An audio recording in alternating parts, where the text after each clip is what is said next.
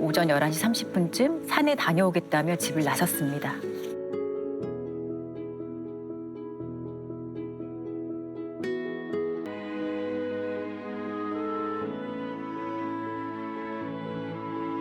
사과를 먹고 있다 라는 문자와 사진을 보냈습니다.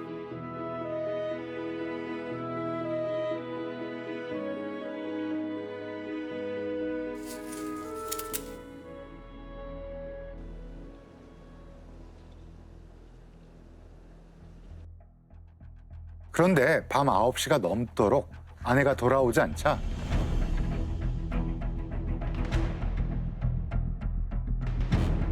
남편이 실종 신고를 하게 된 거죠. 아내는 항암 치료를 받은 지 1년 정도 됐고요.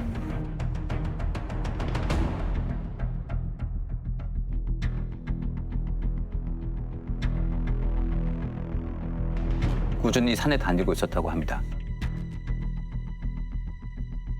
체력도 기르고 건강 관리도 하려고요. 갑자기 쓰러졌을 수도 있을 것 같은데요. 무사히 내려오셨는지부터 확인을 해봐야겠네요.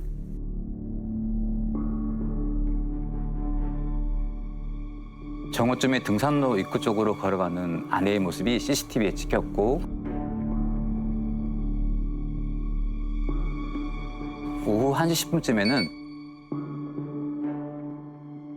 산 정상 CCTV에서도 포착됐습니다.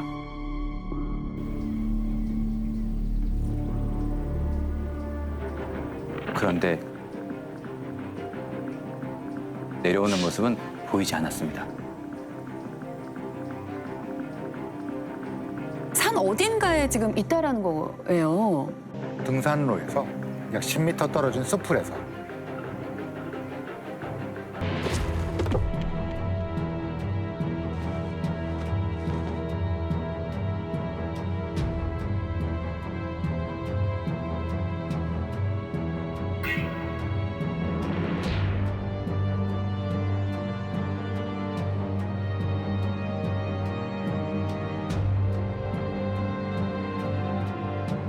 (20m쯤) 떨어진 곳에 낙엽과 흙으로 덮여있는 무언가가 있었는데요.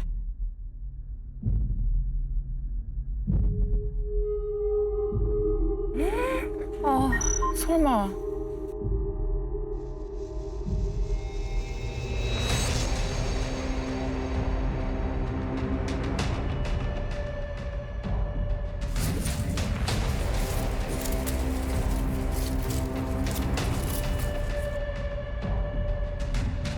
이미 숨진 것으로 확인됐습니다.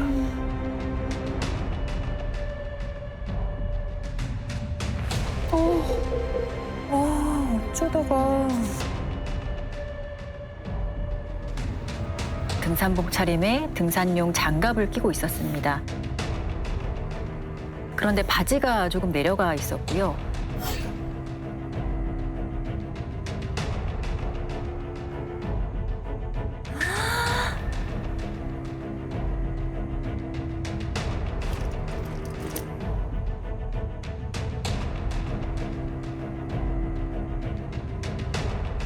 소지품 중에서 유일하게 휴대전화만 없어졌습니다. 범인이 가져간 걸까요? 피해자가 발견되지 않게 하려고 그랬을 겁니다. 전화기가 울릴 수도 있고요. 위치 추적이 될 수도 있으니까요. 여러분 여기 만져보시면 안쪽으로 쑥 들어가는 부위에 작은 연골 부위가 있는데요. 윗부분에 골절이 확인되었습니다. 연골이 왜 부러진 거예요?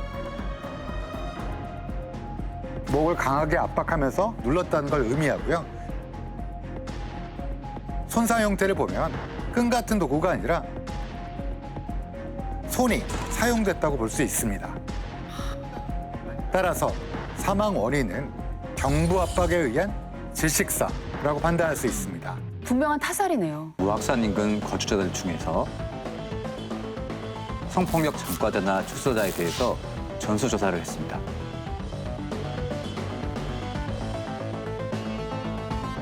당일 알리바이와 행적을 하나하나 확인하며 대조한 거죠. 용의자가 좀 나왔나요? 단 한 명 전화도 없었습니다. 결국 수사는 해를 넘기고 장기화됐습니다. 이때 경찰이 휴대전화 기지국 정보를 활용한 수사를 시도하게 됩니다. 통화나 문자 내역을 조회해서 수사하는데 단서가 확보되지 않으니까 다른 방법을 쓴 겁니다. 통화를 하지 않아도 휴대전화가 기지국과 지속적으로 신호를 주고받거든요. 바로 그 패턴을 분석한 것입니다. 같은 시간대에 같은 기지국을 쓴 번호를 추적해서 피해자와 이동 경로가 비슷한 번호를 추려내는 거죠. 더 4개의 기지국이 겹치는 번호는 단 하나뿐이었어요. 유력한 용의자겠네요. 누구였나요?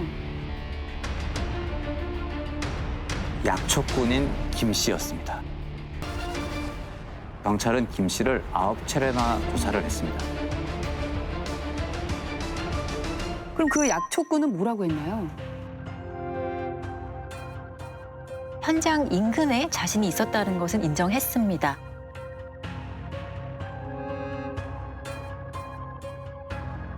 하지만 절대 범인이 아니라며 강하게 부인을 했어요. 벤치가 3개 있는 곳에선 저보다 체격이 큰 여자를 봤습니다.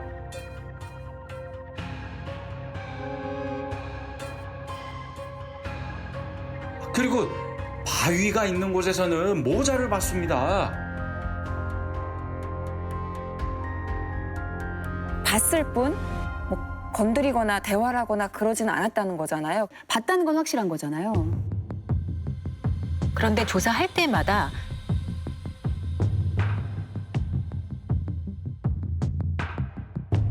산에서 이동한 경로가 달라졌습니다. 수상하네요. 제가 경찰한테 같이 현장에 가보자고 했습니다. 보통 부장검사님은 사건 현장에는 잘 안 가시잖아요. 뭔가 좀 굉장히 찜찜했어요. 피해자 유류품에 대한 DNA 검사를 다시 해보자고 했습니다. 이미 했잖아요. 경찰은 국가수에 이미 2번이나 DNA 감정을 의뢰했지만 아무런 단서도 찾지 못했습니다. 최고의 공신력을 가진 기관에서 한 번도 아니고 2번을 했는데 이번엔 대검찰청 DNA 분석실에 피해자 유류품을 보내보라고 했고 체포영장을 청구하진 않았습니다. 유력한 용의자라서 영장을 좀 발부해달라고 한 건데 영장이 기각됐다라고 하면 뉴스 볼 때마다 막 답답하고 막 화가 날 때가 있기는 하거든요. 놓치면 이제 끝나는 거니까. 결국 경찰은 DNA 재감정을 의뢰하지 않았습니다. 경찰은 피해자와 김 씨의 동선이 겹친다는 점을 중심으로 약초꾼 김 씨가 범인이 확실하다고 했습니다. 그리고 약초꾼 김 씨의 체포영장을 다시 검사님께 신청했습니다. 주장을 굽히지 않은 거네요. 저도 정말 많이 고민을 했습니다. 범인을 놓치고 싶지 않은 마음도 가득하지만 억울한 사람을 체포하는 것에 대한 두려움도 크거든요. 그래서 이 내용을 아예 서류로 남겼습니다. 대검에 DNA 검사를 다시 하지 않으면 체포영장을 청구할 수 없다고요. 정식으로 수사 지휘를 한 거죠. 검사님도 정말 집요하시네요.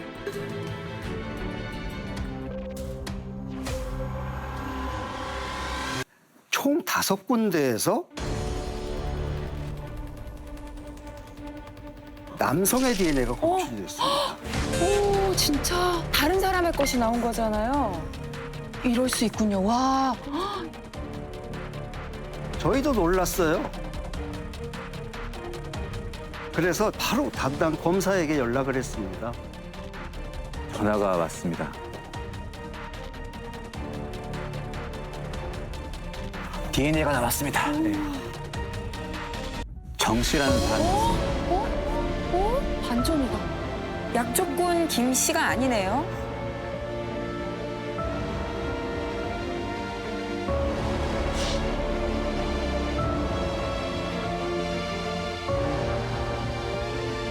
휴대전화 기지국 추적도 했었는데 거기서는 왜 안 나온 거죠? 정 씨는 휴대전화가 없었습니다. 네? 와, 그런 생각도 못했네. 범인 정 씨는 범행 한 달 전부터 마산에 와서 인력 시장을 전전하며 마땅한 일자리를 구하지 못하고 있었습니다. 그냥 정처 없이 걸어 다녔다. 그날도 걷다 보니까 무악산이 보였고 올라가다 보니까 정상까지 가게 됐다. 이렇게 말했습니다. 그리고 산을 내려오던 중 앞서가는 피해자를 발견하고 1.8km를 따라갔습니다.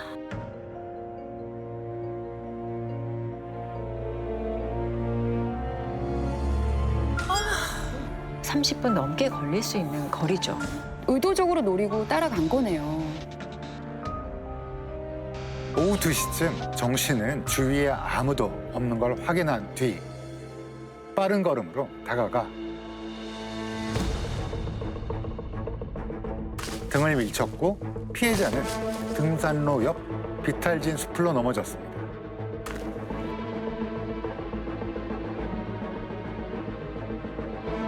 힐링 차원으로 등산 갔다가 피해자를 보고 순간 성적 충동을 느껴 강간하기로 마음먹었습니다. 아, 진짜 너무 기가 막히다. 참 어처구니가 없네. 이거 힐링 뭐야? 비탈길로 굴러떨어진 피해자는 일어서면서 아저씨 대체 왜 이러세요 하고 소리 쳤습니다. 얼마나 무섭고 정말 놀랐을까요? 정 씨는 피해자의 얼굴을 폭행하고 다시 넘어뜨렸습니다.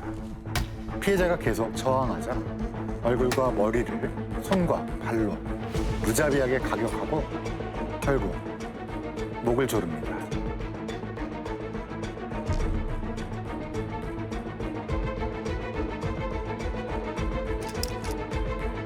이후 강간을 시도하려 했지만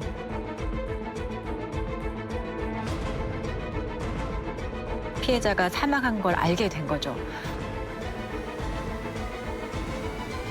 정 씨는 시신을 비탈길에서 약 20m 떨어진 곳으로 옮긴 뒤 주변의 흙과 낙엽으로 덮어서 숨겼습니다.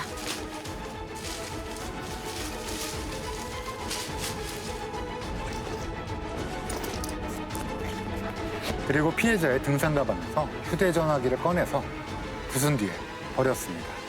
아, 검사님께서 짐작하셨던 대로 증거를 없앤 거네요. 피해자는 자신이 끼고 있던 장갑에 범인을 붙잡을 스모킹건을 남겨둔 거고요. 억울하게 생을 마감한 이 피해자가 손에 다잉 메시지를 쥐고 있었던 거네요.